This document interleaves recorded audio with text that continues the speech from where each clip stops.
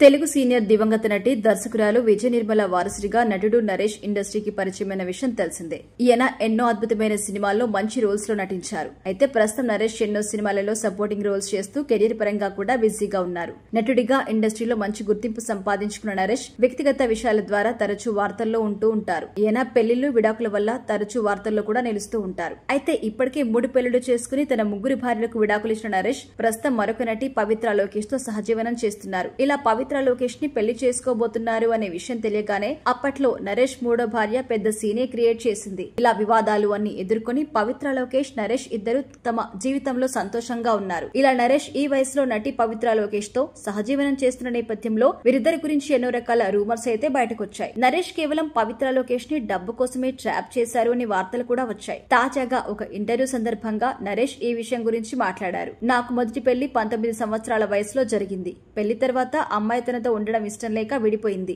రెండో పెళ్లి చేసుకున్న తర్వాత తాను రాజకీయాల్లో వెళ్లడంతోనే ఇద్దరి మధ్య భేదాభిప్రాయాలు రావడం వల్ల విడాకులు తీసుకున్నామని తెలిపారు. ఇక మూడో పెళ్లి చేసుకున్న తర్వాత ఇద్దరి మధ్య అభిప్రాయ భేదాలు కలవలేదని, అందుకే తాము ఒకరితో మరొకరు కలిసి ఉండలేక విడిపోయామన్నారు. ఇలా 3 భార్యలకి విడాకులు ఇచ్చిన తర్వాత పవిత్ర లోకేష్ తో నా ప్రయాణం చాలా సంతోషంగా ఉంది అన్నారు. ఈ వయసులో తనతో కలిసి జీవించడానికి ప్రధాన కారణం ఒక తోడు కావాలి అంటూ ఆయన అసలు విషయం వెల్లడించారు. ఒక మనిషికి 50 సంవత్సరాలు దాటిన తర్వాత తోడు అనేది చాలా ముఖ్యం. ఆమెలో నేను అమ్మని చూసుకుంటున్నాను. నాకేం కావాలన్నా ఒక అమ్మలాగా చేసి పెడతారు. నేను ఏ దేశం వెళ్లినా నా కోసం పవిత్ర ప్రత్యేకంగా వంట చేస్తుంది. ఈ లక్షణాలు అని నచ్చే తనతో ఈ ప్రయాణం స్టార్ట్ చేశా. డబ్బు కోసమే నేను తనతో ఉంటున్నానని ఎంతో మంది వార్తలు రాశారు. అదేది నిజం కాదు. నా దగ్గర బోలెడంత డబ్బుంది.